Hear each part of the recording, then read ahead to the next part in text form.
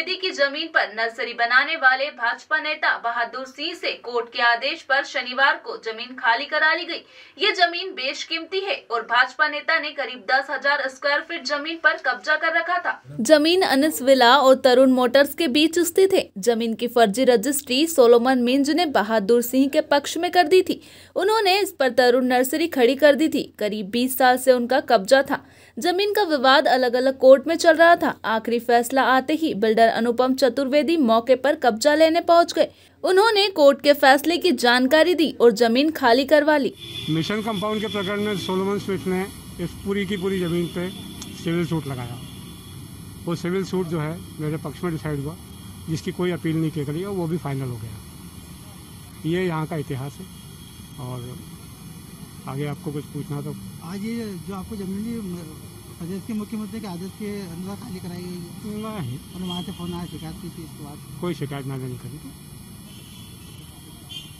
अच्छा, ये जो जमीन जो जिस पर हम खड़े हैं, इसमें कुछ हिस्सा ऐसा बताया जाता है कि सरकारी हद में आता है या इस तरह की कुछ नहीं। जो चीजें हैं सामने आ रही हैं, तो जैसे मतलब चर्चाओं में है ये चीज कि जिस जगह का अभी जो पोजीशन आपको मिला, हाँ, इसमें कुछ जमीन जो है सरकारी है। नहीं, कैसे? तो मुझे ये पता चल जाए तो मैं अकॉर्डिंगली मैं जवाब दे दूँ कि मेरी जानकारी में तो नहीं है सरकारी। अगर ये सरकारी किस कारण से है तो मैं उसका शायद जवाब देना, तो मुझे कारण पता चल जाए कि आप ऐसा क्यों कह रहे हैं, तो मेरे लिए जवाब देना आसान हो जाएगा। क्योंकि मेरी जानकारी में ये कभी भी ये सरकारी कभी भी नहीं रही। बीच में तो सीलिंग का केस चला था, तो सीलिंग का केस वो तो सन 2000 में डिसाइड हो गया था। 2000 के भी पहले 93 या 99 में हाई कोर्ट का ऑर्डर हुआ था, और वो हाई कोर्ट के ऑर्डर में जो नीचे के अधिकारी का जो ऑर्डर था सीलिंग में लेने का, उसको क्रैश कर दिया था। और उसको उसके बाद में सभी कोर्टों ने एंडोर्स किया। कमिश्नर साहब के कोर्ट ने समाप्त किया। फिर जो एक यहाँ डीजे साहब थे, जेपी गुप्ता साहब, जो हाई कोर्ट जज हैं, उन्होंने उस पर डिसाइड किया कि नहीं, जो कमिश्नर साहब ने ऑर्डर पास किया था वो सही है, जमीन सीलिंग में नहीं है, शासकीय नहीं है। उसकी गवर्नमेंट ने अपील करी हाई कोर्ट में जाके।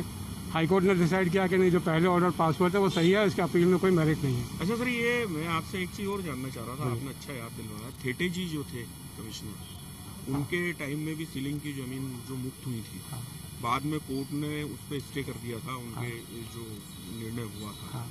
तो इसमें ये जमीन भी आती थी क्या? नहीं, कभी भी नहीं। वो अलग थी। उन्होंने जो प्रकरण किए थे वो अलग टाइप के थे।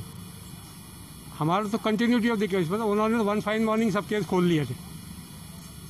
हमारे प्रकरण में जब सीलिंग में लेने का आदेश पारित हुआ, उसके लिए हमने अपील करी और हाई कोर्ट ने नीचे के कोर्ट का ऑर्डर क्वैश कर दिया।